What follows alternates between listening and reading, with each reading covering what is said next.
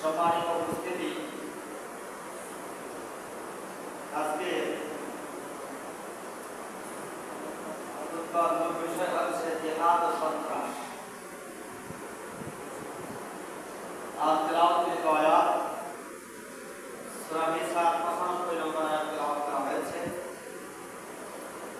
আল্লাহর কাছে সাহায্য কামনা করছি তেলাওয়াতের আয়াতের উপরে তার বান্দার হেদায়েতের জন্য কিছু কথা কোরআন সুন্নাহর আলোকে যেন আমার জবাব থেকে বের করে দেয়, এই জন্য আল্লাহর কাছে সাহায্য কামনা করছি।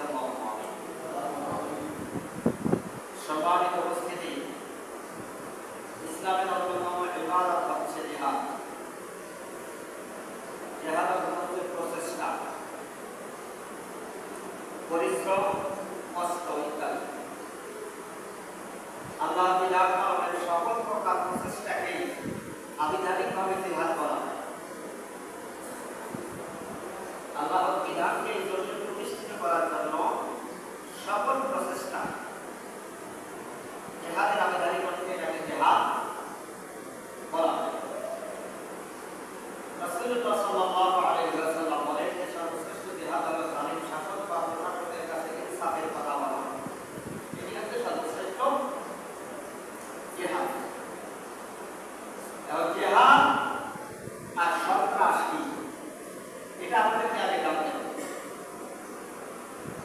এটা মুসলমানদের উপরে তকমা লাগিয়ে দেওয়া হয়েছে যে মুসলমানেরা যখন জিহাদের কথা বলে তখন এটাকে বলা হয় যে একটা জিহাদের সন্ত্রাস, সন্ত্রাসী কর্মকাণ্ড।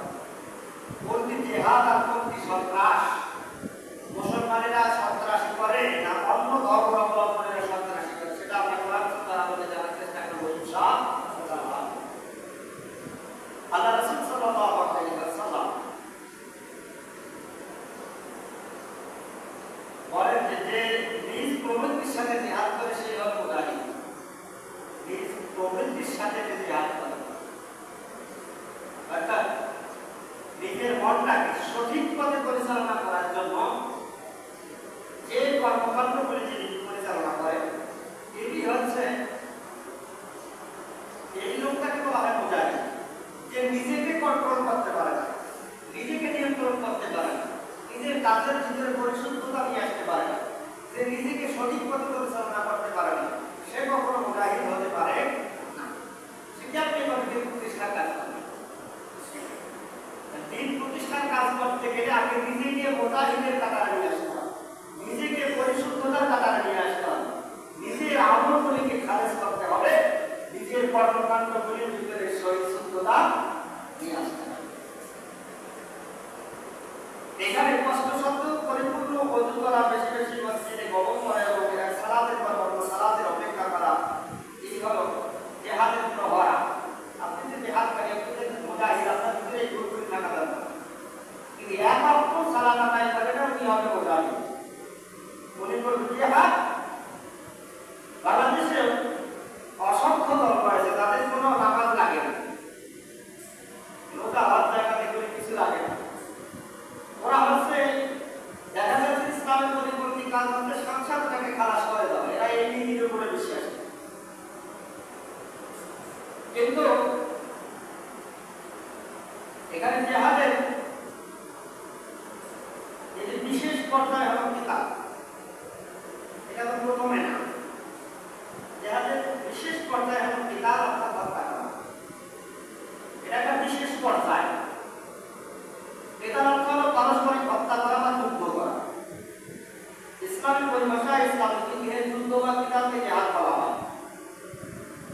এখন বলি আমরা যুদ্ধ, আর ইসলামের পরিভাষায় এটাকে বলা হয় জিহাদ।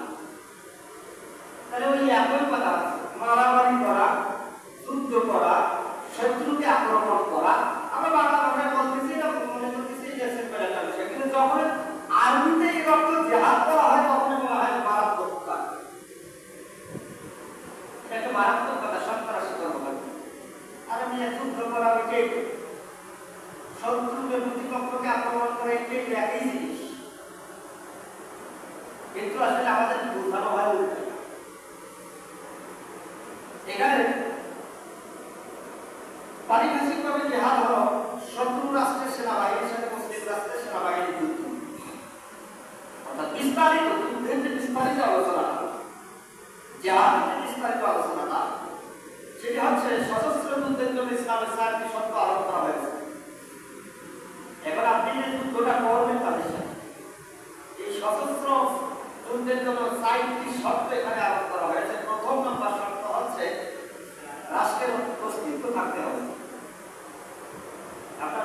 অস্তিত্ব নাই, আপনার বংশম নাই, আপনার দলবল নাই, আপনার পিছনে কেউ নেই, আপনার একা একা গেলে তবে পানি পাবেন। এই জন্য প্রথম নাম্বার শর্ত হচ্ছে সেই রাষ্ট্রের একটা অস্তিত্ব থাকতে হবে। রাষ্ট্র প্রতিষ্ঠার পূর্বে ইসলামের জেহাদের অনুমতি প্রদান করেন, আগে আপনাকে রাষ্ট্র ঠিক করে নিতে হবে। এখন রাষ্ট্র যদি আপনি ঠিক করে নিতে চান, এখন সেখানে আপনার ভিত যদি আপনি রচনা করতে চান, তাহলে আপনাকে চাইতে হবে কোথায়? আমার কথা বলেন, এখানে প্রথম শর্তটা বলা হয়েছে যদি আপনি সশস্ত্র যুদ্ধ করতে চান তাহলে আপনার রাষ্ট্রের একটা অস্তিত্ব থাকতে হবে। আর রাষ্ট্রের অস্তিত্ব থাকলে এই রাষ্ট্র পরিচালনা করবে যারা, তাদের মাধ্যমে যুদ্ধটা সংগঠিত হবে, পরিচালিত হবে। তাহলে এই পরিচালনা যদি আপনি করতে চান তাহলে আপনাকে বাড়ির বসে থেকে যুদ্ধ করা যায়, আপনার চাইতে হবে সব সহজ। আচ্ছা বলেন, এই কাজটা এখন এই যে ইসলাম প্রতিষ্ঠা করার জন্য মন্দিরে যখন এই কথা বলে তখনই কিছু সুলকারি মার্কা আছে, তারপরে এই যে দেখেন এরা উস্কিয়ে দিচ্ছে না, এটি হচ্ছে ইসলামের নীতি। এরপরে রাসূলুল্লাহ সাল্লাল্লাহু আলাইহি ওয়াসাল্লাম সম্পূর্ণ শান্তিপূর্ণ প্রচার বা দাওয়াতের মাধ্যমে দিন প্রতিষ্ঠার চেষ্টা চালিয়ে যান এবং এভাবে এক পর্যায়ে মদিনা শরীফের অধিকাংশ মানুষ ইসলাম গ্রহণ করে। আল্লাহ রাসূল সাল্লাল্লাহু আলাইহি ওয়াসাল্লাম 13 বছর মক্কা জীবনে দাওয়াত দিয়েছেন। কোথাও মাইল খাইতে হয়েছে, দাঁত ভাঙতে হয়েছে, লোহার হেলমেট বেঁধে মাথায় ঢুকেছে, পাথরের আঘাতে শরীরকে ক্ষতবিক্ষত করে ফেলেছে। কিন্তু যখন মদিনায় গিয়ে একটা রাষ্ট্রের অস্তিত্বে একটা রাষ্ট্রের ভিত রচনা করলেন, যখন দাওয়াত শুরু করলেন দলে দলে, তখন সেখানে সেই দলের লোক আসা শুরু করলেন। তাই ইসলাম প্রতিষ্ঠা করতে গেলে, দিন কায়েম করতে গেলে অন্যতম হাতিয়ার, অন্যতম শক্তি যেটা ব্যবহার করতে হবে সেটা হচ্ছে রাষ্ট্রীয় শক্তি। রাষ্ট্রীয় শক্তি ব্যতীত এককভাবে এই জমিনে দিন প্রতিষ্ঠা করা আল্লাহ করে দিতে পারবে অনেক সময়ের প্রয়োজন আছে। রাষ্ট্রীয় শক্তিকে ব্যবহার করে এই জমিনে অল্প সময়ের মধ্যে দিন প্রতিষ্ঠা করা সম্ভব, সেটা আল্লাহ রাসূল সাল্লাল্লাহু আলাইহি ওয়াসাল্লাম মক্কা থেকে মদিনায় গিয়ে সেটা দেখিয়ে দিয়েছে। এবং রাসূলুল্লাহ সাল্লাল্লাহু আলাইহি ওয়াসাল্লামকে তারা তাদের রাষ্ট্রপ্রধান হিসেবে গ্রহণ করে সেখানে। এভাবে সেখানে ইসলামী রাষ্ট্র প্রতিষ্ঠিত হয়। কাফিরগণ এই রাষ্ট্রকে গলাটিতে মেরে ফেলার জন্য চারদিক থেকে যুদ্ধে ঝাঁপিয়ে পড়ে। এই রাষ্ট্রটা গঠন করলেন ইসলামী রাষ্ট্র আল্লাহ রাসূল সাল্লাল্লাহু আলাইহি ওয়াসাল্লাম গঠন করলেন, এটাকে নস্যাৎ করে দেওয়ার জন্য, ধ্বংস করে দেওয়ার জন্য কাফেররা চতুর্দিক থেকে যখন এই দেশটাকে আক্রমণ করা শুরু করলেন। আপনি তাকে বিশ্বের যেখানে মুসলিম কান্ট্রি তৈরি হয়েছে, সমস্ত ইহুদি শক্তি একত্রিত হয়ে আজকে মুসলিম কান্ট্রিগুলোকে ধ্বংসের পায়তারা করতেছে। আজকে ইসরায়েল ফিলিস্তিনিদের উপরে নির্বিচারে গুলি চালাচ্ছে, অথচ ইহুদি মোরতাদের আমেরিকারা তখন ইসরায়েলের পক্ষে সাপোর্ট দিচ্ছে। এরা কখনো মুসলিম রাষ্ট্রের পক্ষে কথা বলবে না, মুসলিম রাষ্ট্রের ভালো করে না, মুসলমানদেরকে উপরে উঠতে দিবে না। সেই সময় আল্লাহ রাসূল সাল্লাল্লাহু আলাইহি ওয়াসাল্লাম যখন মদিনায় রাষ্ট্র প্রতিষ্ঠা করেছিলেন, তখন কাফিররা এই চরিত্র ছিল, আর এখনকার কাফেরদের চরিত্র সেরকমই রয়েছে। এরপরে তখন আল্লাহ রাব্বুল আলামিন যুদ্ধের অনুমতি প্রদান করেন। তখন আল্লাহ রাব্বুল আলামিন কি করলেন? যুদ্ধে অনুমতি প্রদান করলেন। আচ্ছা, যখন স্বাভাবিক সেন্সে আপনাকে যখন কেউ আক্রমণ করতে আসবে, তখন কি আপনি প্রতিহত করার চেষ্টা করবেন না?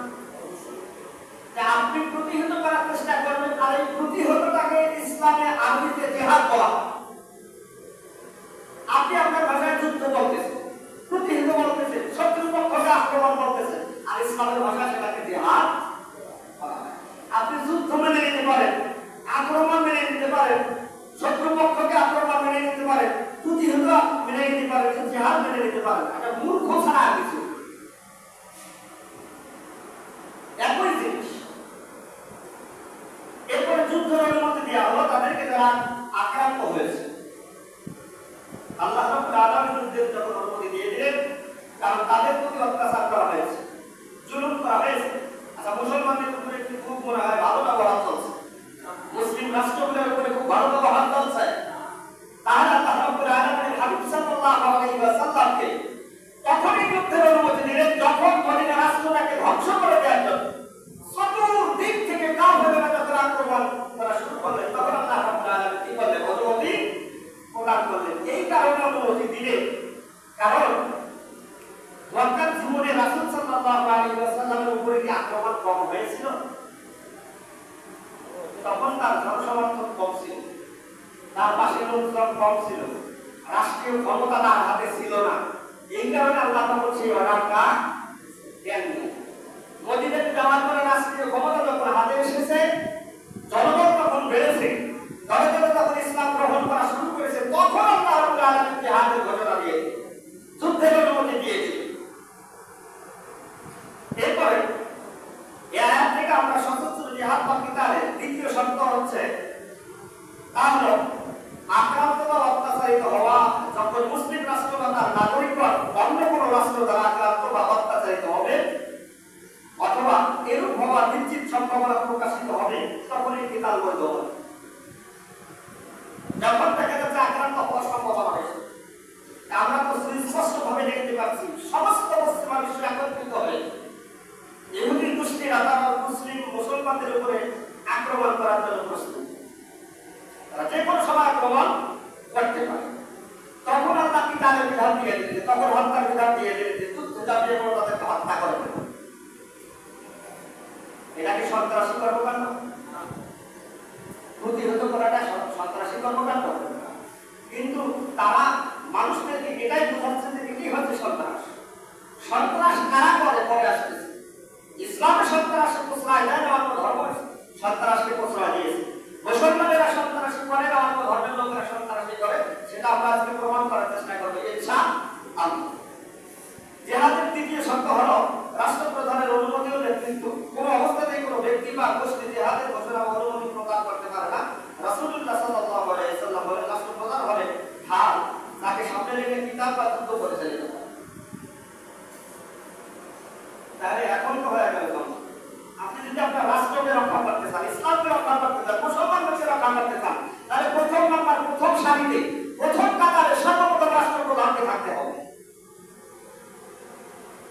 অর্থাৎ তিনি নেতৃত্ব দিন। আপনি এখানকার নেতৃত্ব দিচ্ছেন, আমি মসজিদের ইমাম, এই মসজিদের কোনো কাজ করতে গেলে আমাকে সামনের কাতারে রাখতে হবে। আঘাত যদি আসে আমাকে ভেদ করে তারপরে রাসূলের উপরে যেতে হবে। এটাই হচ্ছে ইসলামী নেতৃত্ব।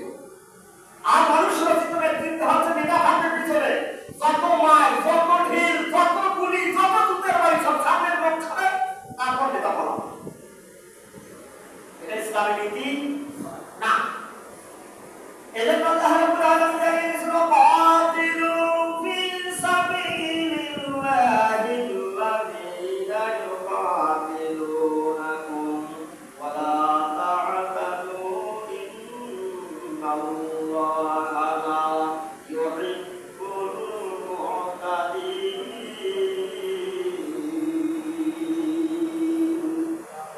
আল্লাহ রাব্বুল আলামিন সূরা বাকারার 190 নম্বর আয়াতে জানিয়ে দিলেন, তোমরা আল্লাহর রাস্তায় যুদ্ধ করো, তাদের সাথে যারা তোমাদের সাথে যুদ্ধ করছে, তাদের সাথে আল্লাহ যুদ্ধ করার কথা বলবেন, যারা তোমাদের সাথে যুদ্ধ করছে।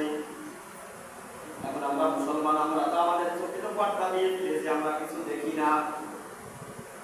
আমরা রাজনীতি কাদের সঙ্গে যুদ্ধ করবো?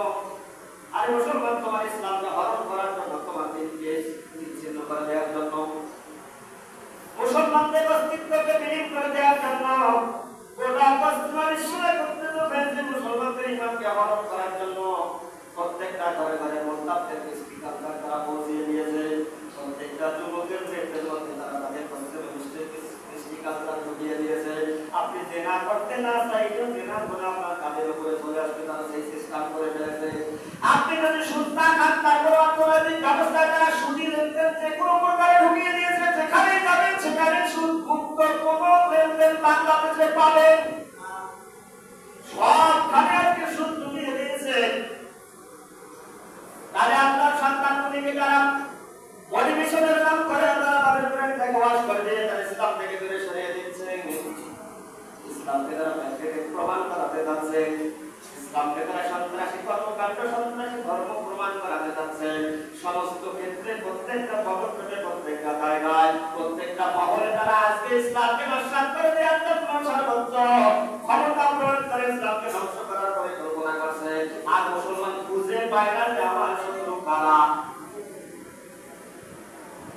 আজকে তারা ধ্বংস করে দেওয়ার পরিকল্পনা করতেছে। এই যে আল্লাহ রাব্বুল আলামিন বলেন, তোমরা তাদের সাথে যুদ্ধ করছো, কিন্তু সীমা লঙ্ঘন করবে না। আল্লাহ সীমা লঙ্ঘনকারীদেরকে ভালোবাসেন না। আল্লাহ রাব্বুল আলামিন আবার সীমারেখা দিয়ে দিলেন, এই সীমারেখা অতিক্রম করা যাবে না। সীমারেখার ভিতরে থেকে তোমাদের কাজ তোমাদেরকে পরিচালনা করতে হবে। এই নির্দেশনার মাধ্যমে ইসলাম যুদ্ধের নামে অযোধ্যা লক্ষ্যবস্তুতে আঘাত করা, অযোধ্যা মানুষকে দিয়ে হত্যা করা ইত্যাদি রাষ্ট্রীয় বা গোষ্ঠীর সকল সন্ত্রাসের সমর্থন করছে।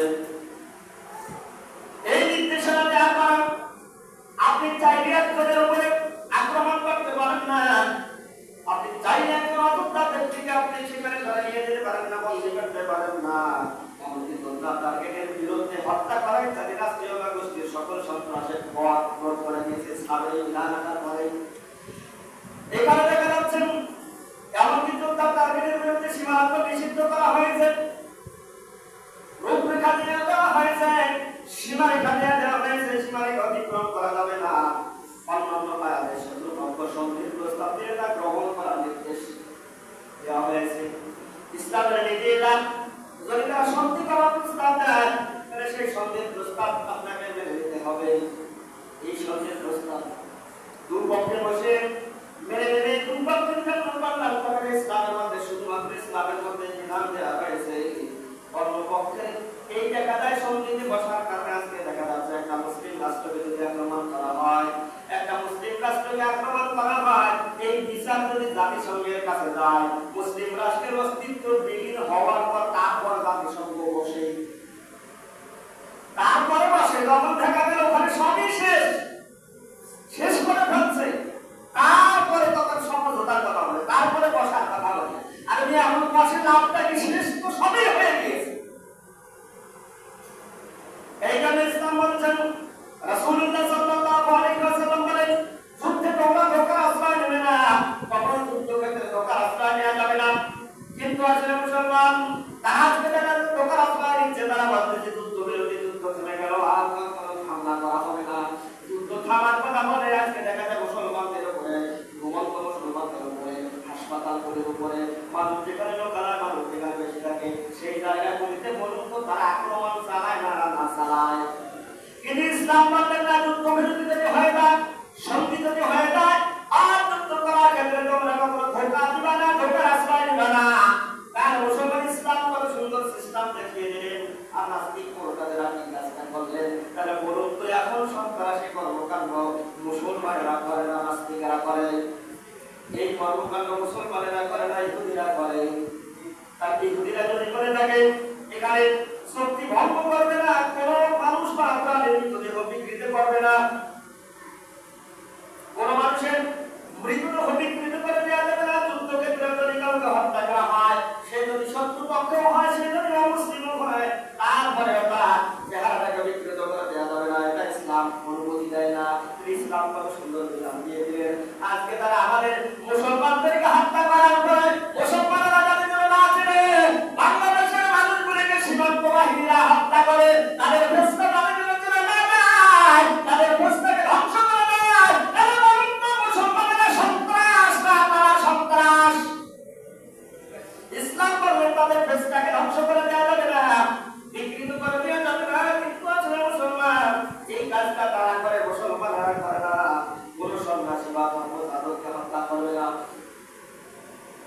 এখানে ইসলাম বলেন ধর্মযাজক করা যাবে না, হত্যা করা যাবে না, কোন বৃদ্ধকে হত্যা করবে না, কোন অসুস্থ মানুষকে হত্যা করবে না, কোন জনপদ ধ্বংস করবে না, খাদ্যের প্রয়োজন ছাড়া কোন পূর্বের কোন প্রাণীর বধ করবে না, যুদ্ধের প্রয়োজন ছাড়া কোন কাজ থাকবে না।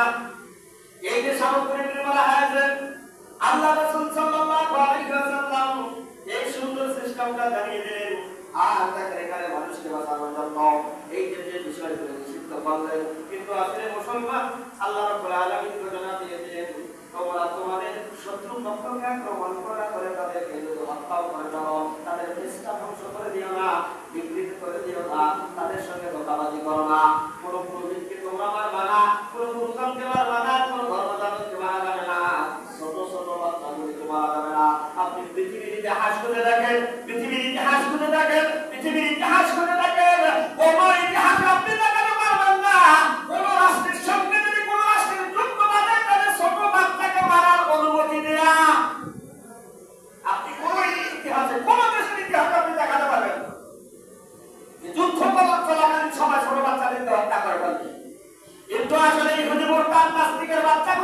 সবচাইতে বেশি বাচ্চাগুলিকে হত্যা করে ফেলছে। আজকে যে দেশের সঙ্গে যুদ্ধ বাজুক না কেন, মুসলিম রাষ্ট্রগুলোর সঙ্গে যখন এই যুদ্ধ বাজতেছে, মায়ের কোল থেকে সন্তানগুলিকে নিয়ে হত্যা করে ফেলছে, পুরে কারাগারে ঢুকে গেলা করে ফেলতেছে। ইসলাম অনুমতি দেয় না, গণতন্ত্র অনুমতি দেয় না। তাহলে আপনি গণতন্ত্রের চর্চা করেন, গণতন্ত্র বলে যুদ্ধ বাঁধলে আপনার ছোট বাচ্চা মহিলাদেরকে বধ করা যাবে না, তাদেরকে হত্যা করা যাবে না। তাহলে তারা আজকে হাজার হাজার লক্ষ লক্ষ ছোট ছোট গতিকাতা বাচ্চাগুলিকে হত্যা করে ফেলছে। তাহলে বলুন তো মুসলমান সন্ত্রাস নাকি ইহুদিরা সন্ত্রাস? কারা সন্ত্রাস? তাহলে ইসলাম আর সন্ত্রাস কি এক জিনিস? ইসলাম কিভাবে অনুমতি দিলেন? তারা কোন কাজ করছেন? আল্লাহ রাব্বুল আলামিন জানিয়ে দিয়েছিলেন, ইয়াস্তামিল কাঈদুনা মিনাল মুমিনিনা ওয়াল কারি ওয়াল মুজাহিদুনা ফি সাবিলিল্লাহি বিআমওয়ালিহিম ওয়া আনফুসিহিম ফাদ্দালাল্লাহুল মুজাহিদিনা বিআমওয়ালিহিম ওয়া আনফুসিহিম আলাল কাঈদিনা দারাজাতাও ওয়া কুল্লান ওয়া'আদাল্লাহুল হুসনা। আল্লাহ রাব্বুল আলামিন জানিয়ে দিলেন, মুমিনদের মধ্যে যারা কোনো অসুবিধা না থাকে, সত্যের জিহাদ না করে ঘরে বসে থাকে এবং যারা আল্লাহর পথে নিজেদের প্রাণ ও সম্পদ দ্বারা জিহাদ করে, তারা সমান নয়। আল্লাহ রাব্বুল আলামিন বললেন, এই যে এত কিছুর পরে গোটা পৃথিবীতে যখন মুসলমানদের উপরে চাপিয়ে পড়েছে, মুসলমানদেরকে অস্তিত্বকে বিলীন করে দেওয়ার জন্য তারা তাদের সর্বশক্তি আত্মনিয়োগ করেছে, মুসলমানদের রাষ্ট্রীয় শক্তিকে ধূলিসাৎ করে দেওয়ার জন্য, ইসলামকে ধূলিসাৎ করে দেওয়ার জন্য তারা সমস্ত রাষ্ট্রীয় শক্তি ব্যবহার করছে। সেই সময় আল্লাহ রাব্বুল আলামিন জানিয়ে দিলেন, হে মুমিনেরা, হে মুসলমানেরা, তোমরা তোমাদের জিহাদ করে না, ঘরে বসে থাকার অসুবিধা না আপনার জন্য। তোমরা যদি কোনো অসুবিধার মধ্যে থাকো সেটা আলাদা হিসাব, তবে তোমরা যদি জিহাদ করার মতো তোমাদের অবস্থা থাকে, তাহলে অবশ্যই তোমাদেরকে জিহাদ করতে হবে, তাদের বিরুদ্ধে কথা বলতে হবে, তাদের বিরুদ্ধে দাঁড়াতে হবে। এবং আল্লাহ বলেন, যারা এখানে অংশগ্রহণ করলো আর যারা অংশগ্রহণ করলো না, এই দুই ব্যক্তি কোনোদিনও সমান হতে পারে না। এই দুই ব্যক্তি কোনোদিন কি হবে? সমান হবে। তার মুসলমান প্রথমে বলেছে, আমি ধারি করতে যে জিহাদ করি। আপনার সমাজ অনেকদিন কাজ হয় আর অনেকদিন কাজ পরিবর্তন যদি কোনো প্রচেষ্টা আপনার না থাকে, আপনার সমাজের অঞ্চলে বন্ধের যদি কোনো প্রচেষ্টা না থাকে, জেলা বন্ধের প্রচেষ্টা যদি না থাকে, সুদ বন্ধের প্রচেষ্টা যদি না থাকে, সমাজ অসামাজিক কর্মকাণ্ড বন্ধের যদি প্রচেষ্টা না থাকে, আল্লাহ রাব্বুল আলামিন বলেন, মুমিন তোমরা তোমাদের অসুবিধা না থাকা সত্ত্বেও তোমরা জিহাদে যদি অংশগ্রহণ না করো, আর জিহাদে যারা অংশগ্রহণ করবে তারা করবে না, কোনোদিন সমান না। জিহাদের আবিধানিক অর্থে আপনার বলুন তো, প্রত্যেকটা মানুষের সমাজ সংস্কারের জন্য সমাজ থেকে অন্যায়, ব্যভিচার, সব কিছু এখানে পরিহার করার জন্য, পরিষ্কার করে দেওয়ার জন্য, উলটপালট করার জন্য বলুন তো, প্রত্যেকটা ব্যক্তিকে জিহাদে অংশগ্রহণ করা ফরজ না সুন্নাত? আপনাদেরকে মারামারি করার জন্য উদ্বুদ্ধ করতেছিলেন। ভালোভাবে বুঝতে হবে, জিহাদের আবিধানিক অর্থটা আপনাকে বুঝতে হবে। অর্থাৎ প্রচেষ্টা চালানো, অন্যায়কে দূরীভূত করে সেখানে ন্যায়টাকে প্রতিষ্ঠা করা। তাহলে বলুন তো, মদ খাওয়া কি অন্যায় কাজ না ন্যায় কাজ? সুদ খাওয়া অন্যায় কাজ না ন্যায় কাজ? জেনা খাওয়া অন্যায় কাজ না ন্যায় কাজ? তাহলে এখানে ঘুষ খাওয়া অন্যায় কাজ না ন্যায় কাজ? তাহলে মানুষের চাঁদা আদায় করা অন্যায় বা সহায় মানুষদের সম্পদ লুণ্ঠন করে খাওয়া অন্যায় কাজ না ন্যায় কাজ? এই অন্যায়টাকে উলটপালট করে ন্যায়টাকে প্রতিষ্ঠিত করা জিহাদের আবিধানিক অর্থে এটাও এক প্রকারের জিহাদ। এই জিহাদে অংশগ্রহণ করা প্রত্যেকটা মুমিনের জন্য ফরজ। কারণ আল্লাহ রাব্বুল আলামিন জানিয়ে দিয়েছেন, আল্লাযীনা আমানু ইউকাতিলুনা ফি সাবিলিল্লাহ ওয়াল্লাযীনা কাফারু ইউকাতিলুনা ফি সাবিলিত তাগুত। আল্লাহ রাব্বুল আলামিন জানিয়ে দিলেন, যারা আল্লাহর পথে সংগ্রাম করে তারা মুমিন। ইউকাতিলুনা ফি সাবিলিল্লাহ, যারা আল্লাহর পথ নিয়ে সংগ্রাম করে তারা মুমিন। আর আল্লাযীনা কাফারু ইউকাতিলুনা ফি সাবিলিত তাগুত, আর কাফেরদের পক্ষ নিয়ে যারা সংগ্রাম করে তারা হলো শয়তান। এরা কারা? এরা হলো শয়তান। তাহলে একজন ব্যক্তি এই সমাজ থেকে মদকে উৎখাত করতে চায়, জেনাকে উৎখাত করতে চায়, ব্যভিচারকে উৎখাত করতে চায়, এখানে সুদ বন্ধ করতে চায়, এখানে ঘুষ বন্ধ করতে চায়, এখানে লুণ্ঠন বন্ধ করতে চায়, চুরি বন্ধ করতে চায়। ওই লোকটার বিপক্ষে দাঁড়িয়ে যারা এই কাজগুলো পরিচালনা করে ডাইরেক্ট যদি আপনি শয়তান থেকে না থাকেন ওইটার দিকে তাকান, ওটা হলো সমাজের একটা শয়তান। আল্লাহর ভাষায়, আমার ভাষায় না। আমি বললে তো ভেদা বাঁচতে পারে, কিন্তু আল্লাহর ভাষায় ওটা হবে টাটকা শয়তান। তাহলে শয়তান যদি আপনি না দেখে তাহলে ওইটার দিকে তাকান। শয়তান আপনি দেখতে পারেন, আর ইমানদার যদি আপনি দেখতে চান তাহলে এর বিপক্ষে যারা কাজ করে, এর বিপক্ষে যারা কাজ করে, এই খারাপ কাজগুলিকে পালন করতে চায়, ভালো কাজটা আল্লাহ দিতে চায়। ইমানদার যদি দেখতে চান তাহলে তার দিকে তাকান, আর শয়তান যদি দেখতে চান তাহলে ওই পক্ষটার দিকে তাকান। আবার হাত দুই দিকে দেখাচ্ছি বলে মনে করবে এই পক্ষ ইমানদার, এই পক্ষ বিরোধী। বোঝার জন্য বলছেন। এরপরে দেখেন আল্লাহ রাব্বুল আলামিন বললেন, নিজের সম্পদ এবং প্রাণ দিয়ে তোমাদেরকে চেষ্টা করতে হবে। যারা নিজেদের প্রাণ ও সম্পদ দ্বারা জিহাদ করে আল্লাহ তাদের যারা ঘরে বসে থাকে তাদের উপর মর্যাদা দিয়েছেন। আল্লাহ রাব্বুল আলামিন বললেন, যারা মর্যাদা সম্পন্ন এই ব্যক্তিগুলোকে আল্লাহ মর্যাদা দিলেন, যারা জিহাদের ময়দানে অংশগ্রহণ করেন। এই ব্যক্তিগুলো যখন সেখানে হত্যা করা হয়, তাদেরকে যখন মেরে ফেলা হয়, আল্লাহ রাব্বুল আলামিন তাদেরকে শাহাদাতের মর্যাদা দান করেন। আর তারা যুদ্ধ করে যখন ফিরে আসেন তখন গাজীর মর্যাদা দান করেন। তারা বাড়িতে বসে থাকেন, তারা দুর্গের একটারও মর্যাদা পায়। এই দুর্গের একটারও মর্যাদা তারা পাবে। তাহলে বলুন নিজের কাছে মর্যাদা, তারা জিহাদে অংশগ্রহণ করলে তাদের মর্যাদা আপনার কাছে কম না বেশি? আল্লাহ রাব্বুল আলামিন তাদের মর্যাদা বাড়িয়ে দিলেন এবং এই প্রকারের উভয় প্রকারের মুমিনকে আল্লাহ তাআলা জান্নাতের প্রতিশ্রুতি দিয়েছেন। উভয়কে জান্নাতের প্রতিশ্রুতি দিয়েছেন। এই জন্য সকলকে আল্লাহর দিকে আহ্বান করা হয়েছে। এরপরে দেখেন মিথ্যা পূজারীরা প্রতিনিয়ত চেষ্টা করে ইসলামের সত্যকে মিথ্যা দিয়ে আড়াল করতে। মিথ্যা পূজারীরা এই যে কর্মকাণ্ডগুলি রয়েছে এটাকে মিথ্যা পূজারীরা আড়াল করার জন্য, এই জিহাদটাকে সন্ত্রাসী প্রমাণিত করার জন্য তাদের প্রচেষ্টা চালায়। 1979 সালের 16 এপ্রিল টাইমস ম্যাগাজিন একটা প্রকাশিত হয়েছিল। সেই টাইমস ম্যাগাজিনে আপনি প্রকাশিত, সেখানে দেখবেন আর্টিকেলে উল্লেখ করেছিলেন যে বিগত 150 বছরের ইসলামের বিরুদ্ধে পাঁচটাতে 60,000-এরও বেশি বই লেখা হয়েছে।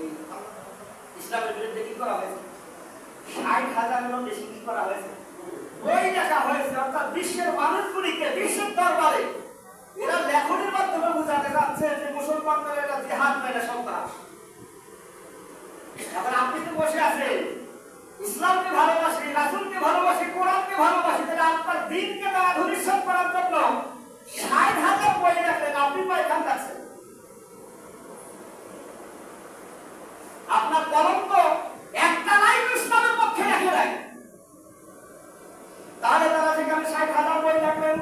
এছাড়াও television, cinema, electric, games, website ইত্যাদি অগণিত সেই বিষয়গুলিতে তারা এখানে উপস্থাপন করার চেষ্টা করতেছে। আজকে টিভি নাটকগুলিতে দেখবেন টুপি মাথায় দিয়েছে, দাড়ি রেখেছে, দাড়ি রাখার পরে তাদেরকে ধর্ষণকারী সাজানো হচ্ছে। তারা বোঝাতে চাচ্ছে টুপি যারা পরে, দাড়ি যারা রাখে এরাই ধর্ষণকারী। এটাই বোঝাতে চাচ্ছে। মহাজান টুপি মাথার দেওয়া, দাড়ি আছে, মহাজান 1 নম্বর মানের সাথে 2 নম্বর মান মিশিয়ে দিচ্ছে। মানে মিডিয়ার মাধ্যমে এটা বোঝাতে চাচ্ছে যে এই লিবাসধারী লোকগুলো এই কাজ করে। এই যে দেখেন মিডিয়া সন্ত্রাসের মাধ্যমে ইসলামটাকে তারা কত খারাপ করার চেষ্টা করতেছে। কিন্তু আসলে মুসলমান আমরা দেখি হাসি এবং মজা নেই কি কারণে, কিন্তু আসলে মুসলমান বুঝে না যে এই দৃশ্যটার মাধ্যমে ইসলামকে সম্পর্কে মানুষের কাছে খাটো করা হচ্ছে। এটা মুসলমানদের মাথায় কখনো ঢোকে না। মুসলমানদের মাথায় যখন ঢোকানোর চেষ্টা করা হয় তখন বলে মৌলবি মনে হয় নতুন কোনো ওয়াজ করে। এই কাজটা যখন হবে, এখানে দেখেন বর্তমান ইসলামের বিরুদ্ধে যে সকল প্রোপাগান্ডা চালানো হয় তার অন্যতম বিষয় হলো জিহাদ। এই জিহাদটাকে এরা সন্ত্রাসী কর্মকাণ্ড বলার চেষ্টা করে। প্রথম বিশ্বযুদ্ধ, দ্বিতীয় বিশ্বযুদ্ধ, কমিউনিস্টদের সাথে যে যুদ্ধগুলো হয়েছিল, এখানে কমিউনিস্ট ভিয়েতনামের সঙ্গে যে যুদ্ধ হয়েছিল, আমেরিকার সাথে ভিয়েতনামের যুদ্ধ ইত্যাদি যুদ্ধে কোটি কোটি মানুষ মরেছে।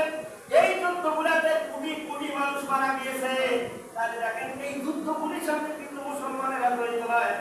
তারা যুদ্ধ করে, সেখানে যুদ্ধ করার পরে সেখানে কোটি কোটি মানুষ মেরে ফেললেন। কোটি কোটি মানুষ মারার পরেও তাদেরকে সন্ত্রাসী বলা হয় না। আর কোনো একটা সম্প্রদায়ের উপরে আক্রমণ হলে মুসলমানদেরকে সন্ত্রাস বলা হয়। মুসলমানদেরকে কি বলা হয়?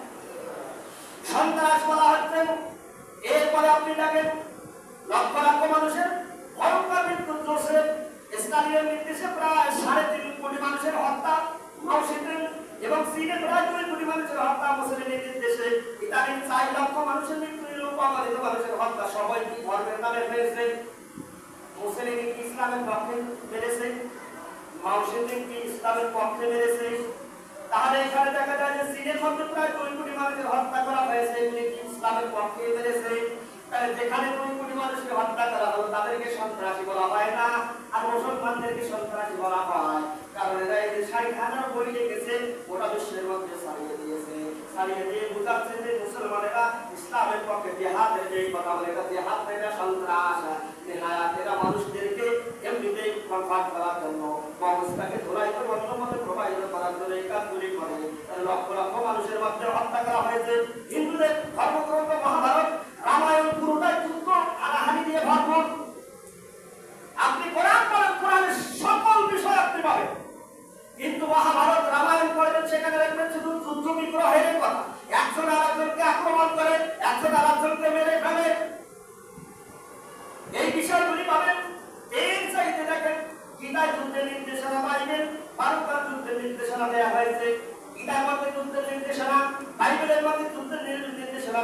বাইবেলের যে যুদ্ধ তার সকল শত্রুকে ভয় ধরে জবাই করতে নির্দেশ দিয়েছে। বাইবেলের মধ্যে লেখা যীশু খ্রিস্ট বলছেন তোমাদের শত্রু যারা আছে সবগুলো ধরো জবাই। কিন্তু ইসলাম কি এর অনুমতি দিয়েছে? তাহলে বাইবেল যারা মানে তারা বলুন তো তারা সন্ত্রাসী না কোরআন যারা বলে তারা সন্ত্রাসী? তাহলে তাদেরকে একটা বারের জন্য সন্ত্রাসী আখ্যা দেওয়া হলো না। মুসলমানদেরকে গোটা বিশ্বের পক্ষ থেকে, জালিমদের পক্ষ থেকে, পশ্চিমা বিশ্বের পক্ষ থেকে কেন তারা জিহাদ অংশগ্রহণ করে তাদেরকে সন্ত্রাস করা হয়? কারণ হচ্ছে তারা মুসলমানদের মাথা থেকে ইসলামের এই যে বিষয় রয়েছে, কোরআন রয়েছে, কোরআন থেকে বিকাশ করে দিতে যায়। মুসলমানদের যে সম্পর্ক রয়েছে, হৃদয় যে সম্পর্ক রয়েছে, যে হৃদয়তা রয়েছে, যে ভালোবাসা রয়েছে, ইসলামের ভালোবাসা থেকে মুসলমানদেরকে তারা বিকাশ করে দেওয়ার জন্য, বিপদ করে দেওয়ার জন্য প্রোপাগান্ডা ছড়ায়। প্রকৃতপক্ষে জিহাদের মাধ্যমে এই দুনিয়ায় শান্তি প্রতিষ্ঠা করা সম্ভব, অন্য কোনো পন্থায় না। তাহলে এখানে দেখেন তাদের যুদ্ধে উদ্বুদ্ধ করেছে।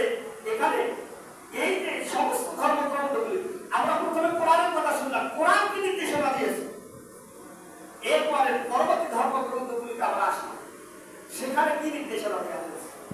আচ্ছা, আপনার বিবেক কি বলে? এখন মুসলমানেরা সন্ত্রাসী, ইসলাম আর সন্ত্রাস, জিহাদ আর সন্ত্রাস কোনদিন এক নয়।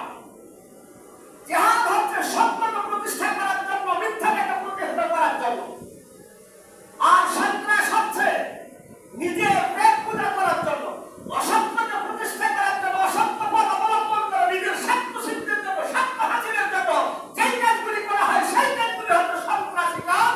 আর এই কাজগুলোর বিরুদ্ধে যেই কাজগুলি করা হচ্ছে এটা হচ্ছে জিহাদের কাজ। জিহাদ আর সন্ত্রাস আমরা না বোঝার কারণে সব একত্রিত করে ফেলেছি।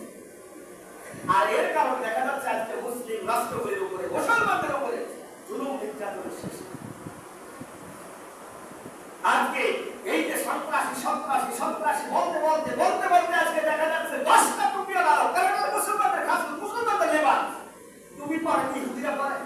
টুপি পরে কারা? মুসলমানেরা। পাঞ্জাবি পরে কারা? মুসলমানেরা পরে। দাড়ি রাখে কারা? মুসলমানেরা রাখে।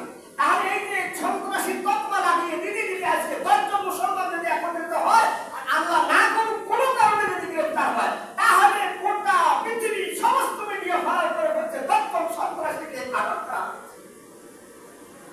অমুক জঙ্গি সংগঠনের 10 জন সদস্যকে আটক করা।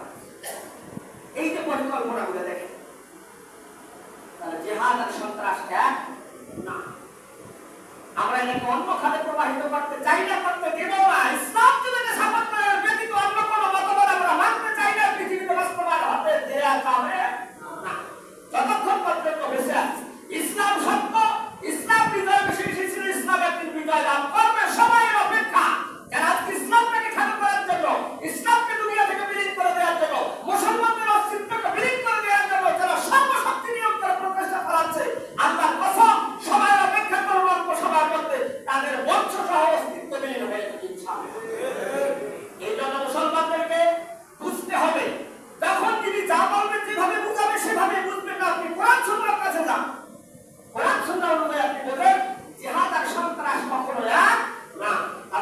আমাদের সকলকে এই কথাগুলি বোঝার তাওফিক দান করে সকলে বলি আল্লাহুম্মা আমিন ওয়া আলহামদুলিল্লাহি রাব্বিল আলামিন। আসসালামু আলাইকুম ওয়া রাহমাতুল্লাহি ওয়া বারাকাতুহু।